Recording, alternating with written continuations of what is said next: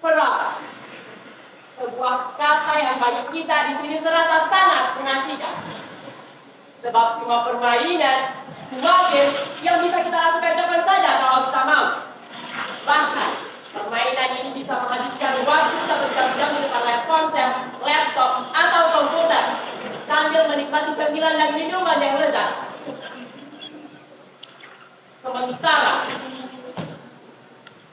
bagi saudara-saudara kita yang berada di Palestina, di Gaza, siapapun mereka, apapun agamanya, Iran telah mengubur seluruh mimpi serta masa depan mereka. Perang berkecamuk, belasan ribu anak-anak telah terkubur. Orang-orang dewasa telah mengubah dunia ini menjadi tempat yang menakutkan dan penuh ancaman. Bahkan sampai ke dunia rekaan, dunia virtual, ancaman itu tak berakhir.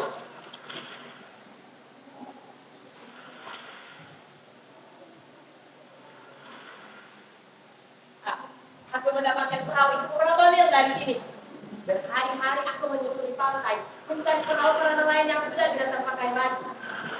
Aku beruntung bertemu Pak Nyoman, seorang nelayan tua yang baru saja mendapatkan bantuan perahu baru dan memberikan perahu lamanya untukku.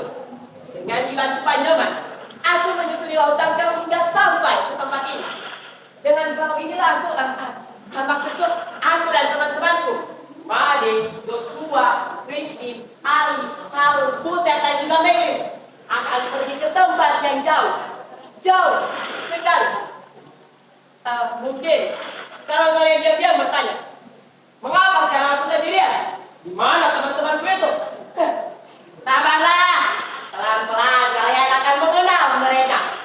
Mereka ada, hanya saja terkadang seolah-olah tidak ada, atau dianggap memang tidak ada. Aku malahan meyakinkan dan berhasil menemukan kalian. Aku sudah mencari kalian di rumah kalian yang baru, di kampung Maya itu. Mengunjungi alamat kalian satu-satu, meninggalkan pesan. Tapi, tak ada satupun dari kalian yang membalas pesanku itu. Tapi tidak apa-apa. Mungkin karena aku ini bukanlah teman yang asik. Aku butuh buku, introvert, tak pernah update soal-soal kekinian yang biasa menjadi keseharian kalian di kampung Maya. Itulah mengapa aku menyisir ke daerah pantai ini hingga menemukan ide sederhana. Membuat perahu persaudaraan yang akan kita layarkan ke laut lepas menuju Gaza. Dan saat perahu itu aku tampilkan ke media sosial, menawari siapa saja yang ingin berlayar denganku. Kalian malah menertawaiku dan menganggap ini sakit. Kasihan dia kamu hidup di zaman teknologi. Ya, tapi jiwamu masih dengan moyangku seorang pelaut. Makanya jangan kebanyakan baca novel, bisanya berhayal melulu kan.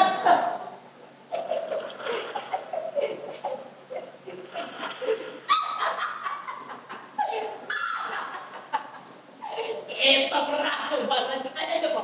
Gimana mau dipakai buat berlayar? Jangan urusan dasar. Serang yang lagi banget menurutnya. Lagi-lagi deh lu.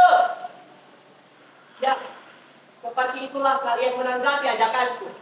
Aku ambil punya nomor sudah tidak waras lagi dengan ide ini. Untunglah pada suatu malam, Made, Joshua, Christine, Ali, Harun, Butet, dan juga Meli, teman-teman lamaku itu datang. Mereka mengunjungiku saat aku masih tertidur di atas perahu ini. Idenya sederhana. Semuanya bermula dari hobiku yang sering memainkan game peperangan dan rasa kasihan yang tiba-tiba muncul begitu saja terhadap nasib anak-anak korban perang di Gaza. Dari situlah aku mulai mengajak teman-temanku untuk berkumpul dan berpikir untuk melakukan sesuatu. Apalagi jika kita mengumpulkan dana, barang, atau pakaian selama sebulan. Begitu kata Meli. Oh, kenapa kita membuatkan sekolah kita sekarang di Gaza? Lalu kita disebarkan ke sosial media. Dengan begitu, kita bisa mendapatkan empati yang besar dan sejumlah uang yang bisa tersumbankan untuk Gaza. Ide Joshua itu langsung disetujui oleh Butet. Ya karena keduanya memang juga musuh. Tapi Joshua sangat spesial, meski masih sangat belia. Ia telah dipercaya untuk membuat sebuah komposisi untuk kebaktian di gereja. Kini, aku membayangkan Joshua seperti mewaris bakat Amelius Mozart. Lain lagi dengan Ali dan Harun. Mereka mengajak kami untuk sama-sama membiasakan diri makan secukupnya dan tidak hidup berfoya-foya. Hal ini sebagai rasa hormat dan maaf kami kepada anak-anak yang kelaparan di Gaza. Sedangkan Christine menyarankan kami untuk menuliskan sebuah surat mengadu kepada Tuhan, lalu mengirimkannya ke Yerusalem, ke tembok ratapan. Sedangkan aku dan Made mencari perahu untuk melayarkan sebuah harapan itu. Iya, semuanya sudah kulakukan. Sebisa-bisaku, semampu-mampuku untuk membuat sahabat-sahabatku itu berbahagia, juga bangga karena telah memiliki aku. Ya, di perahu ini telah kami temas seluruhnya. Dengan surat, sajang, penggal doa, air suci dari pura, kuil, dan gereja, serta barang-barang yang seperti dari masa kecil yang masih tersimpan. Kami mengumpulkannya hari demi hari dari siapa saja yang ingin melakukan sesuatu sebagai ungkapan rasa cinta. Dan aku akan melakukan perahu itu ke laut lepas. Semoga samudra dan cakrawala yang luas akan menyimpannya sebagai bisikan cinta untuk anak-anak di Gaza. Tuhan akan menjaganya, mengirimkan gelombang yang akan mengubahnya menjadi doa dan tergema di laut Mediterania. Kami tahu, apapun yang kami lakukan ini hanyalah setetes air di tengah samudra penderitaan saudara-saudara kami di sana. Tapi kami ingin sekali ada untuk mereka. Sekarang sangat ingin menjadi bagian dari kebaikan yang dikirimkan Tuhan untuk mereka. Mungkin kami hanya seperti seekor semut yang membawakan setetes air untuk memadamkan api yang membakar Ibrahim alaihissalam.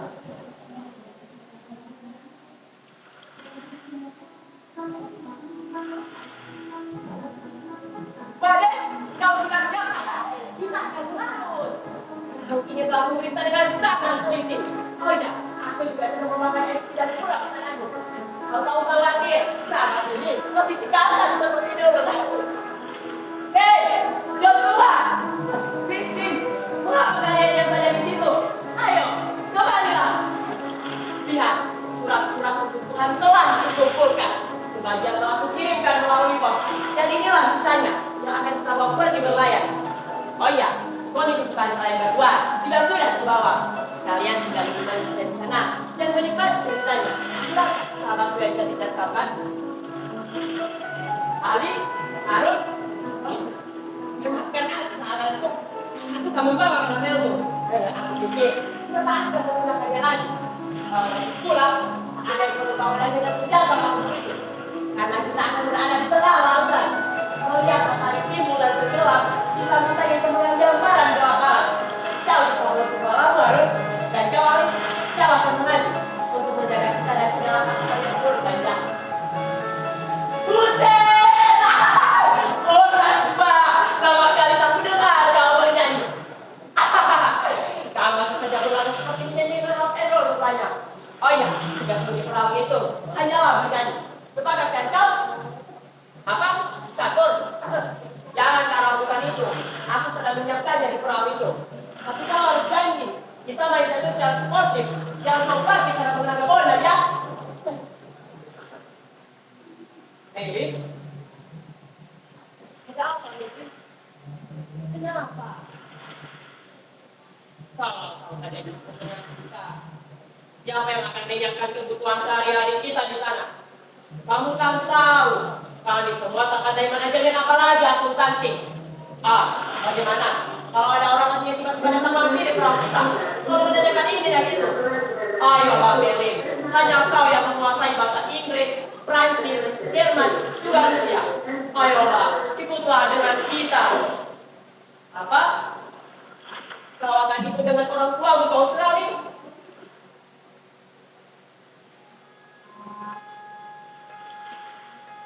Melin adalah sahabat yang tiba-tiba menghilang setelah terjadi sebuah kerusuhan. Made mati karena leukemia.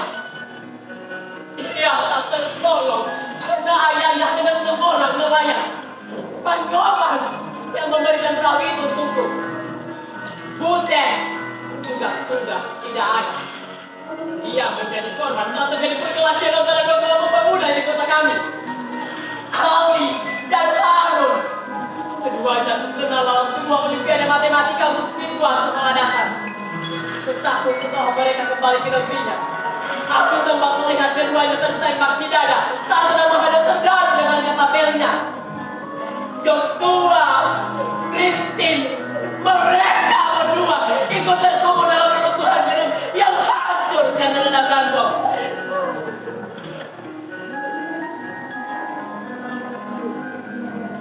Itulah mereka, sahabat-sahabatku. Orang-orang yang mungkin takkan pernah kalian kenal atau bahkan kalian anggap tidak ada. Tapi bagiku, mereka akan selalu hidup dalam benakku, dalam hatiku. Mereka tersembunyi di dalam catatan kelam. Orang anak yang mati saja itu sudah terlalu banyak, terlalu besar, dan terlalu berat ditanggungan. Dan kini di Gaza, setiap jam atau bahkan setiap menit selalu ada saja anak-anak yang mati karena lapar, karena haus, karena peluru, karena mati, karena amarah. Karena selalu ada yang dianggap sebagai orang lain dan harus disingkirkan.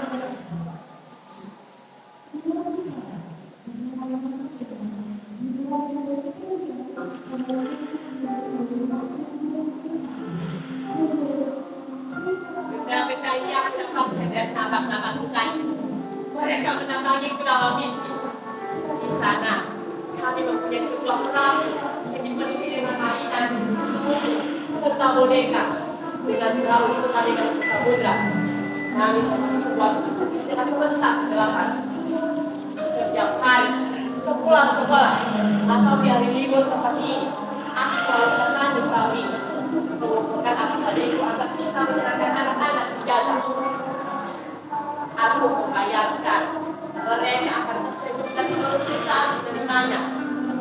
Setiap hari selalu menunggu mereka supaya menanyakan kabar atau menanyakan mereka ingin makan apa. Dan hari ini, aku telah menulis surat terakhir untuk mereka. Setelah itu, perahu itu akan dilarutkan di lautan.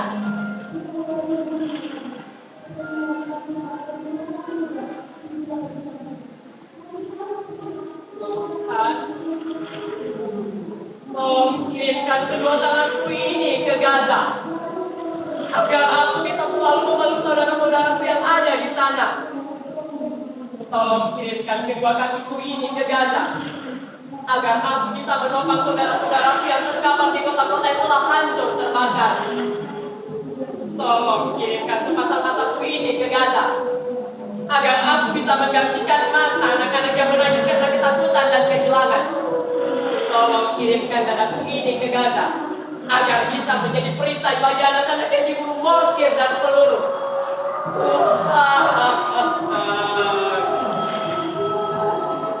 Tolong kirimkan seluruh tubuhku ini ke Gaza, dan ubahlah menjadi roti yang tak akan pernah habis, agar tak ada lagi mulut-mulut pemilihan kelaparan ibuku yang kini penuh angkara.